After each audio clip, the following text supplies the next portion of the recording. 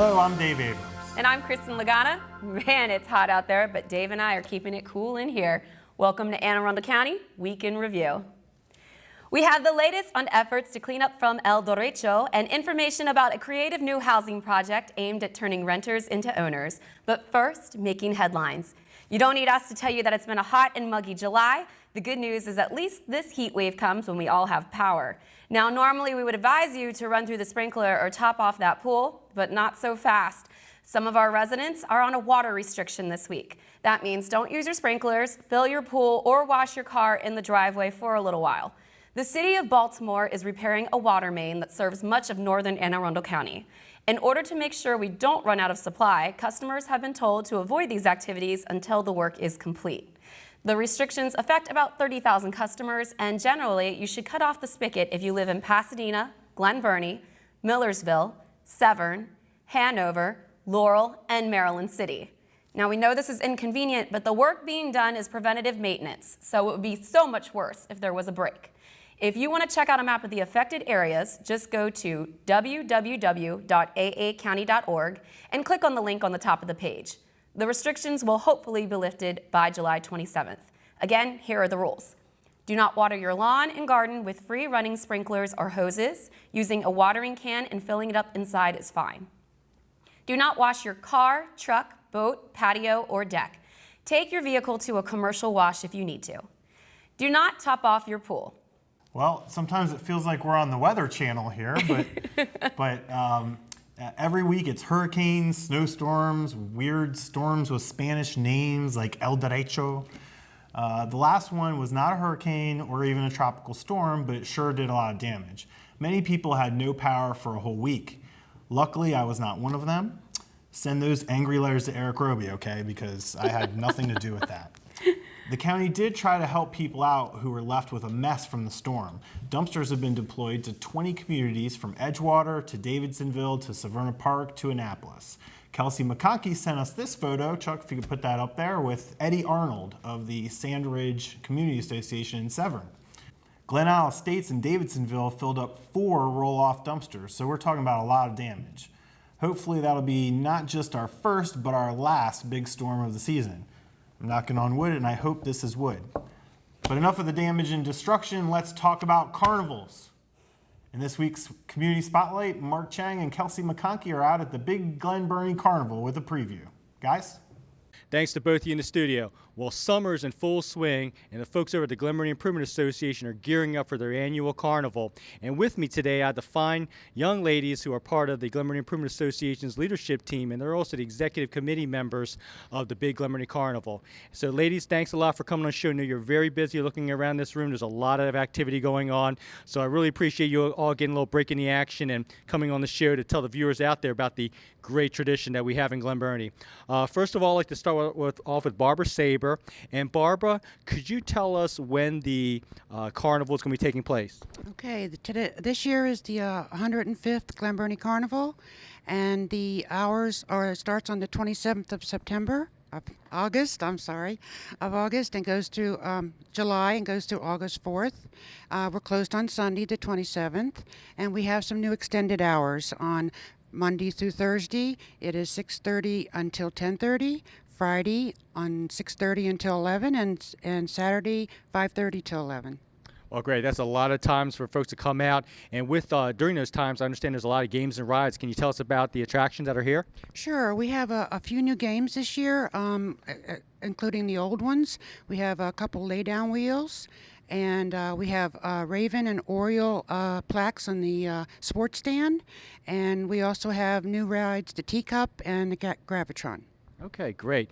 And one of the highlights of the Glen Burnie Carnival every year is the automobile. Could you tell the viewers out there about the automobile that's going to be raffled this year? This year we have a 2012 Toyota Yaris. Tickets are $2 each, or 3 for $5. We announced it at the last night of the carnival, and we have you don't have to be there to win. Okay. Well, great. That sounds very exciting. Pick my ticket, okay, for the car, but I could use a new car. Let me repeat the dates again, Sure. since I sort of messed up. It's July 27th and through August 4th, and we're closed on that Sunday. And again, the hours are 6:30 to 10:30 Monday through Thursday, and Saturday is 6:30 to 11. And again, Friday is 6:30 to 11, and Saturday is 5 to 11. Okay, great. Well, you got a lot going on. I know you're real busy, so I really appreciate you emphasizing those dates and times. And I want to say this as a side note, though. Well, recently we had a huge storm that came through Anne Arundel County, and really appreciate all the volunteer efforts that you provided the county in helping out the Emergency Operations Center. So thank you for all your volunteerism. Yeah. And shifting over to my good friend Dolores, it's always good to see you. And Dolores, this is a big event for the community, for Glen Burnie, for Anne Arundel County. It takes a lot of volunteers to help out and get involved. Could you tell us about the volunteer base that's needed and also how folks out there can volunteer? Sure. It takes over 1,000 volunteers to help run the Glen Burnie Carnival successfully every year.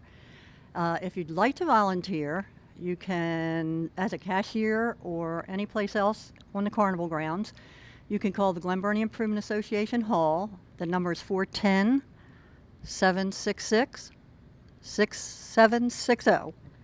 And again, that number is 410-766-6760. Great. And then in your hand here, you have a program book. Looks like last year's program book. And I understand there's some fun, exciting things coming for this year's program book. Tell us about the program book. Okay, the program book is, you get it free, so don't forget to pick it up. Okay. And we have sponsors, okay. And we would love everyone to patronize our sponsors, because without the sponsors, we would have no book. Great. Well, thank you very much, Dolores. I know you you enjoy getting out those, getting the sponsors and also helping out with the program book. So thank you very much, Dolores. And Candy, always good to see you. And congratulations again for being the Glen Burnie Improvement Association's 2012 Richard H. Carter Award. Award winner. So thank you so much for all the work that you do. The ladies just talked about a lot of great things happening at the carnival. Could you tell the viewers out there about the wristbands, the cost, and things like that for them to get into the carnival? Sure. We actually have a couple options depending on how you'd like to purchase your tickets, your wristbands. This year we're offering single ride tickets. They're available for $1.25 each. We also have the ride packages where you can buy bulk price ticketing, and it's 30 tickets for $33. We also have a big pack, which is 50 tickets for $50. And if you're also interested and tickets aren't your idea, we have the Ride All Night wristbands. They're going to be available Monday through Thursday from 6:30 to 9:30. It's $20 each. The only catch, Ride All Night wristbands are not refundable, not exchangeable, and of course weather is always a determining factor. Okay, well, great. Thank you very much, Candy. And the big Glen Burnie Carnival and the Glen Burnie Improvement Association is so generous, and they're always looking out for ways to help the community. Tell us about where the profits go for the big Glen Burnie Carnival. Sure. Obviously, we have a lot to maintain. We own 3rd Avenue Park, of course, the hall and all the expenses, electric, office supplies, whatnot. But we try to take a lot of the proceeds that we get from this only fundraiser that we have, the carnival, give them back to the community. I'm sure everybody's aware of the fireworks at Sawmill Park. That is because of the profits from the carnival, the Memorial Day Parade, the Carter Award winner, the Ice Cream Social, Santa's Sleigh Ride, which is always a big hit on Christmas Eve. And then, of course, we always make donations when possible to any of the local organizations. Great. Thank you very much, Candy. And I know that you and your team have got to get back to work here, but any last minute items that viewers out there need to know about before they schedule their calendars for later on this month? Well, the best thing that I can suggest is the hall is pretty crowded right now. We're in and out. We are all volunteer. So it's important to know that if you call, we'll do our very best to return your messages. Again, 410-766-6760. Leave a message. We'll do our best to return the call. And one of the new things that we have out now is a Facebook page, both for the Glen Burnie Improvement Association and the Glen Burnie Carnival. You can go on there, like them. We encourage you to like them. We want your feedback, and we'll be posting up-to-the-minute information as we get it. Okay, well, great. Thank you very much, Candy. Thank you very much, Dolores. Thank you very much, Barbara. Well, this is a great family tradition over in Glen Burnie and all of Anne Arundel County and also in this region. So definitely mark it on your calendars, and we hope to see you out here at the big Glen Burnie Carnival. Reporting from the Glen Burnie Improvement Association in downtown Glen Burnie, back to you in the studio.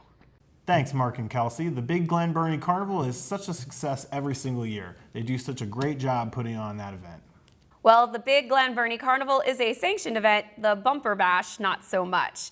Nevertheless, the party on the water is set for July 28th. Every year, more than 1,000 boats turn out to Dobbins Island for the party, and it causes quite a ruckus. It looks like a lot of fun, but the neighbors really don't like it because people park on their lawns and leave trash. The police don't like it because they are concerned about drinking and driving and underage drinking. The Maryland Department of Natural Resources Police will be on hand to make sure people who do show up behave. The Anne Arundel County Fire Department will also be on hand to provide any emergency medical treatment if necessary. That goes for you too, Dave. I'm gonna have to paddle out there because I don't have a boat. There's more Weekend Review to come, including our interview with Dr. Lori Perez about how to keep local kids and adults with learning disabilities achieving. Take a look at our community calendar for the upcoming events around the county. We'll be right back.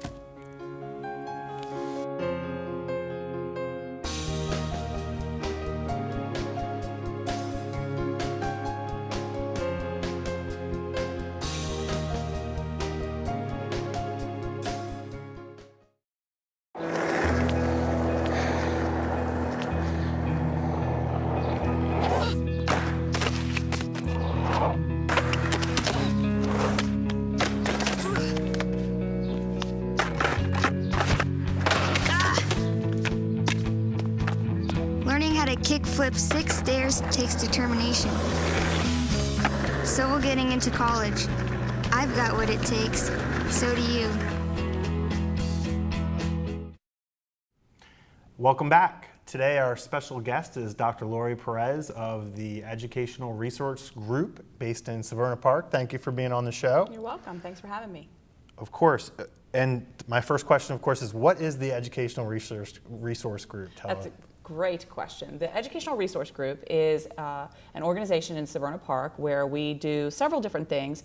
We do advocacy work for parents who might have concerns about navigating their child's school process. We also do academic coaching. So we work on their memory, we work on their problem solving, their reasoning skills, those underlying skills that tend to impact kids in school that a tutor or traditional tutor may not be able to really get at. But then we do some traditional tutoring like SAT, ACT prep, and help with study skills and organizational skills and things like that. We primarily work with kids, but we have worked with adults and college students as well, particularly if there's been a stroke or perhaps signs of memory loss or things like that. Is this one of those things where is it hard to detect a learning disability in a child or even an adult? Are there signs people can look for? There are signs. Early on, when you're concerned, let's say, about reading in particular, you don't necessarily need to focus so much on learning the letters of the alphabet. Rather, it's the sounds of the letters that are important. And if you find that your child at 4 or 5 has a hard time sounding out things or has a hard time even rhyming things, that's a possible sign that school might be a bit of a struggle. Also, with sequencing numbers or even sequencing pictures, those are all precursory steps to being successful in school. As we get older, the brain tends to age, and so it peaks in our 30s, and as we reach our 40s and 50s, while we still do what we do for our careers very well, we may notice that we might forget where we put the keys, or we might forget what that phone number was we were trying to remember, and so those type of memory declines actually can be prevented with the right exercise, and so that's what our coaches do. They help you exercise your brain. I didn't know that peaks in your 30s, so I know, can tell my wife that when she wants to know why I forgot something she told me to do. I know, I That's feel a little excellent. bit nervous, but I feel like I've been forgetting things my whole life. Maybe I've always already been affected. But now a bit more about you. How long have you been with this organization and what got you started with them? So I actually founded the organization. I practiced as a school psychologist in Baltimore County for a number of years. I'm a local girl. I'm from Anne Arundel County, born, raised, grew up here, went to public schools locally. I actually teach. I'm an associate professor of psychology at Anne Arundel Community College. Oh, great. So I love that aspect of it. But when my son was diagnosed with ADHD when he was in kindergarten, I knew that I needed to find a way that we could better work with him and help him that was outside of the medication realm. And unfortunately, there isn't a lot out there. If you look, there's places you can get testing, okay. There's places that you can get tutoring, okay, but nothing that really could work on those skills that he needed to work on, the organization, the study skills, being able to avoid distractions and work and stay on task longer. And so if there's not one around, you might as well create one, and that's what I did. And we opened the Educational Resource Group. We're going into our 5th year now. Wow. Yeah. Congratulations. And I have to ask, because my sister's a teacher, so I hear a lot of similar stories from her. This sounds like a really great resource. And what is probably the best way for folks to look up more information about you?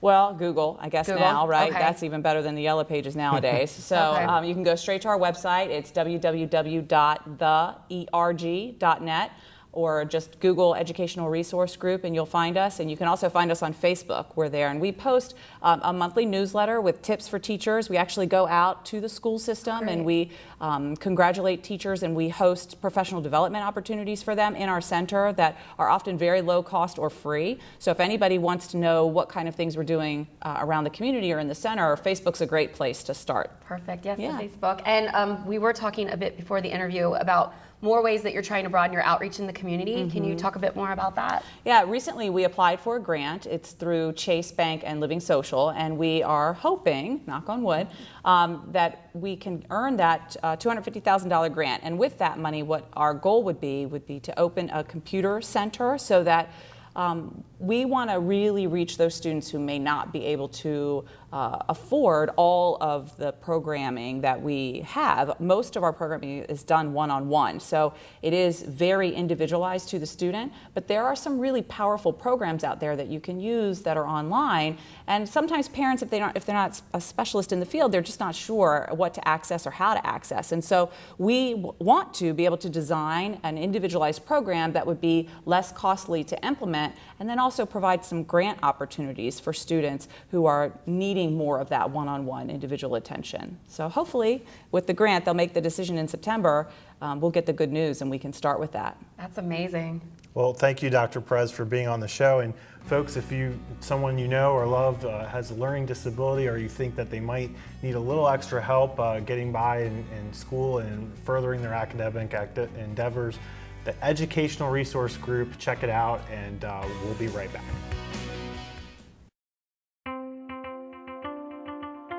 Severe weather can destroy a home in seconds. There's no time to think, only time to act. Have a kit so you're ready for any emergency. Develop a plan for what you and your family will do before disaster strikes, and stay informed during severe weather any way you can. It can be the difference between losing your possessions and losing your life. Just ask the owners of this house. Visit ready.gov for ways to prepare your family for emergencies.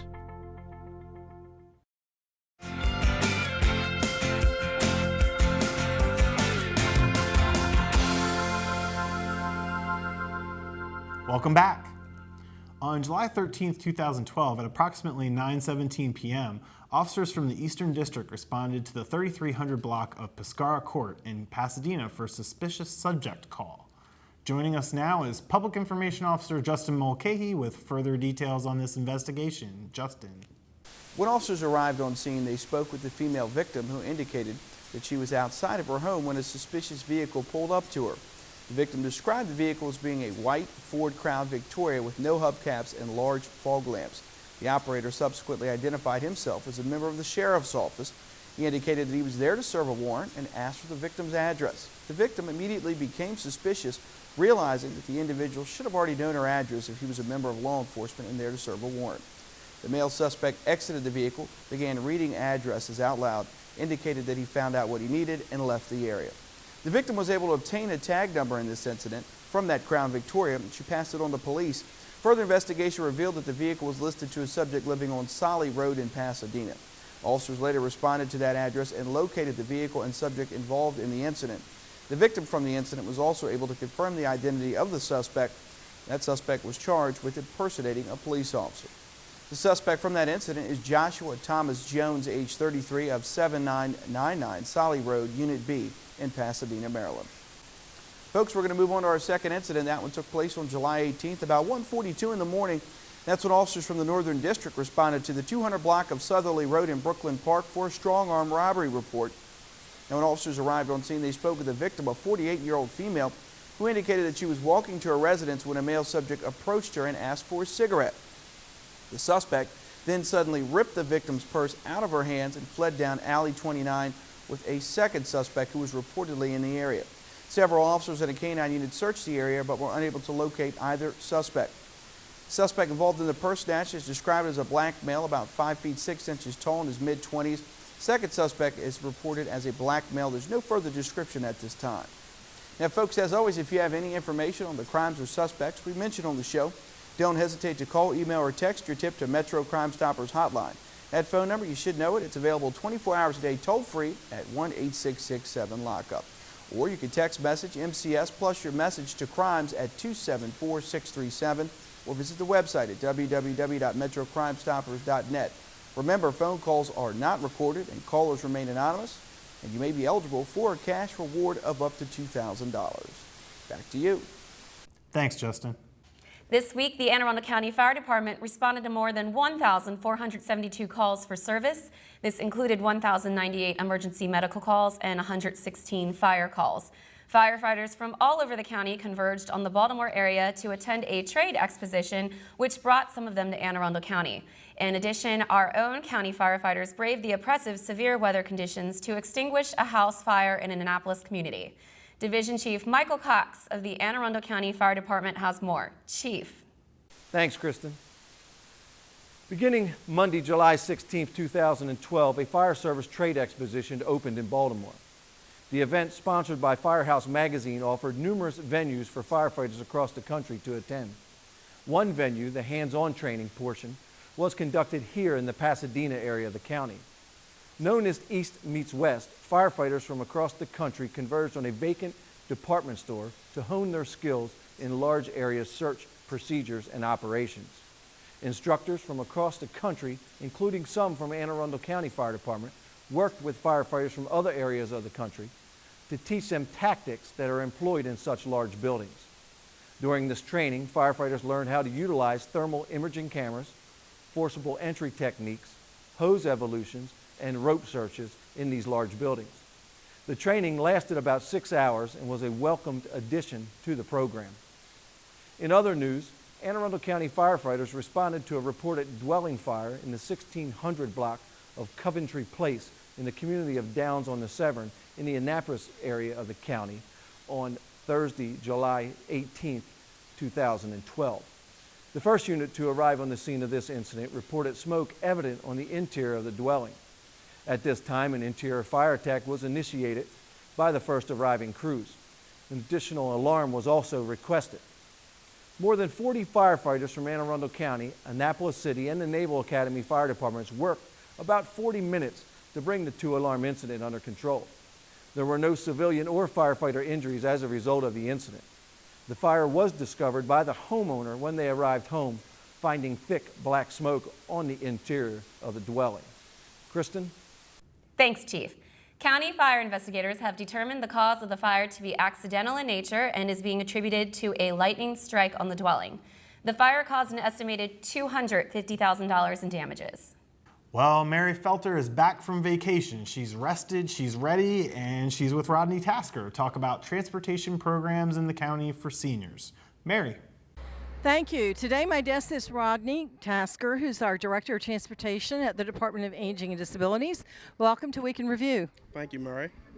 I wanted to promote a little bit about what we do with our van service here at the department. What exactly does the van service provide service for? Who do we do the transportation for? Our transportation program provides transportation for seniors 55 years of age and older, and to seniors, adults with disabilities 18 and older. And if someone wants to utilize this service, do they have to apply for it? Do they have to register for it? How do we do that?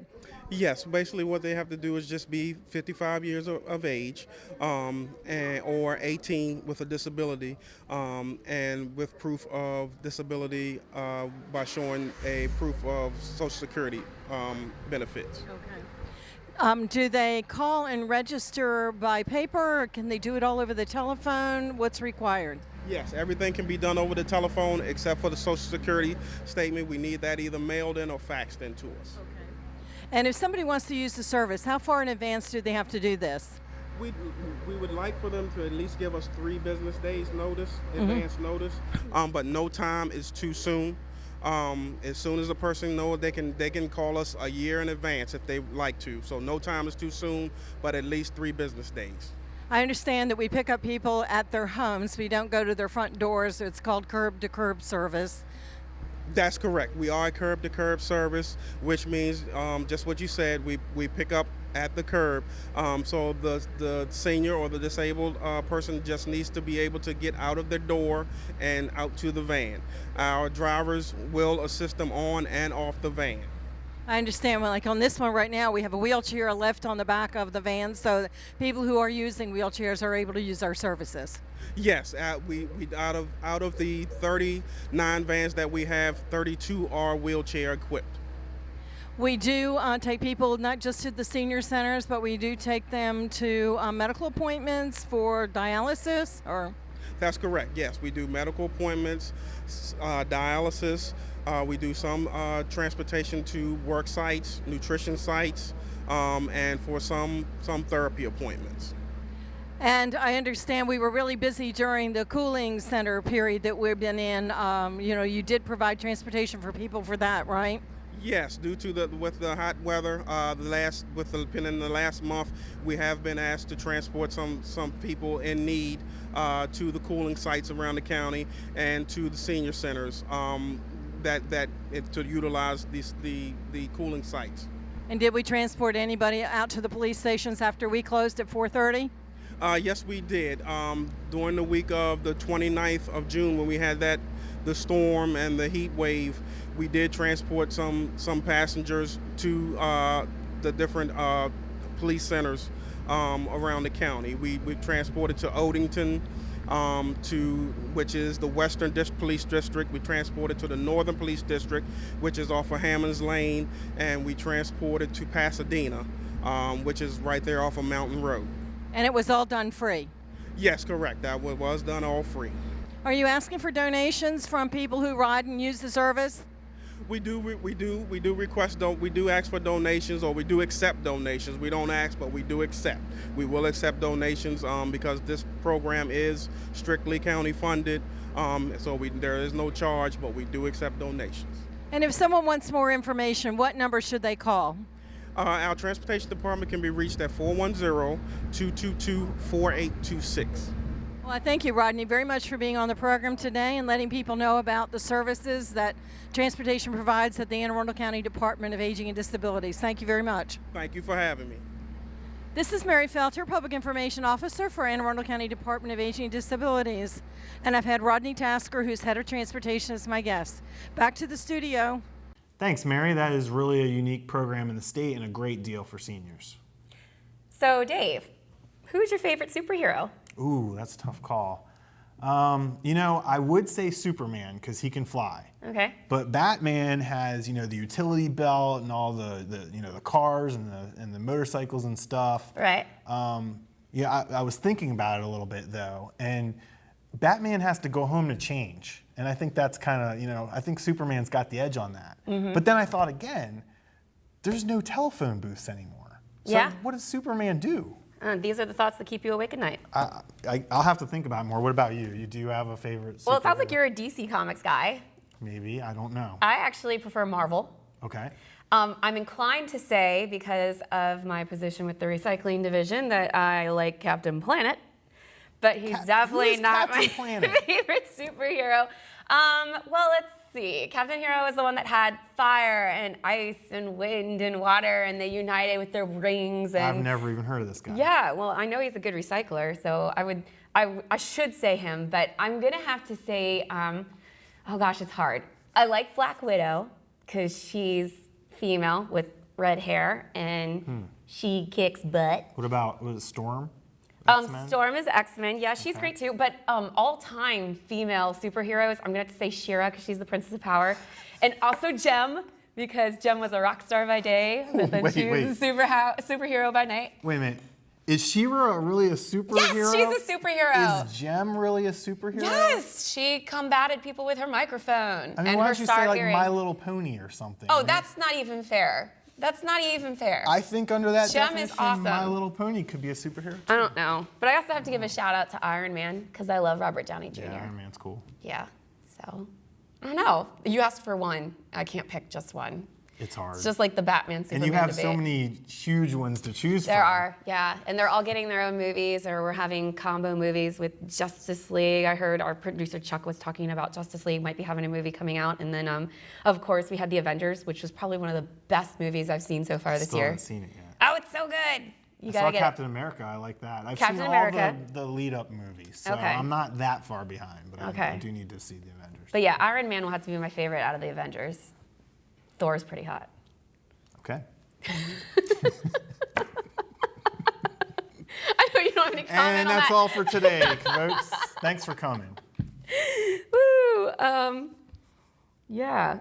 So that'll probably be it for superheroes. But in this week's Recreation and Park Spotlight, our own Carolyn Ryan goes to superhero camp at Severna Park Middle School. Carolyn. Well, at some time or another, we've probably all wished we had some type of superpower. Well, here at Superhero Camp, kids can get a chance to hone their skills and become the superhero of their dreams. Brianna Hall is with us, and she is in charge of the Superhero Camp here at Severna Park Middle School. Thanks for being on the show. Thank you. Now tell us, what type of activities are a part of Superhero Camp? Well, basically, all the kids want to turn into their own little superheroes. They all have their own dreams, and they want to fly, and they want shoot lightning and climb walls. So today we made shields, I guess to be like Captain America. Yesterday we made headbands that said like superhero on them. So some of them had them on today. Tomorrow I think we're gonna make swords. Then we made like cups. We also do things like they create their own superhero. They have to come up with a name. Then they have to create their own superpowers for them. So some of the things the kids say, come up with. Things that they wish they could do is pretty funny, I guess. Sounds like a lot of fun, a lot of activity. And what are the ages that the camp is geared toward? We do have a couple 4-year-olds, some 5. This camp is mainly 5-year-olds, a couple 6-year-olds. So I guess it ranges between 4 and 6, sometimes a 7-year-old. Okay. So. And it's not a full day camp, it's a half day camp? Yeah, we're only here from 9 to 12, Monday through Friday, so it's 5 days. Great. Well, if you want more information on Superhero Camp, because we do have another session coming up at our South County Recreation Center in August, and you can hone your own superhero skills, you can go to our website, www.aacounty.org/recparks, or give us a call in the office at 410-222-7313. Well, hopefully these superheroes are getting some nutrition here so they can get started for their maybe flying lessons this afternoon. Building muscles like Hawk, I guess, right? Very good. Back to you in the studio. Thanks, Carolyn. There you go, kids. You can also join them, Dave. Grab your cape, your golden lasso, and your utility belt, and head on down to Superhero Camp. Maybe I'll do that. I don't think anybody wants that. But, that's a different one. I went to Camp Olympic in Rockville. Okay. I'm sure you've heard of it. It's No. very prestigious. Yeah. But I couldn't get into it because the counselors and the directors there were all like former coaches or Olympians. Oh. So they were like, you had to run, you had to, I just wanted to, have fun. That doesn't sound like a fun summer. I wasn't. So did you go to camp? Well, this one time at band camp. And finally, we want to tell you about an interesting new housing project. The County Council is expected to approve housing in Glen, Burnie that gives tenants the ability to rent to own their own property. The Oakwood Family Homes project on Oakwood Road would include 23 single-family homes on 12 acres. Eligibility depends on income. Rent will range from $500 to $1,100 depending on the size of a family. The groundbreaking is expected to be later this year, and that's a pretty unusual project. And hopefully the council will approve it because it seems like something new and different for, a lot of people are struggling and they want to buy their first home. So it's pretty interesting. And I'm told it's first come, first serve. So if you would like to apply, call 301-662-4225. And there you have it, Kristin. There you have it, Dave. So you were telling me that you were in the Savannah area recently. I was.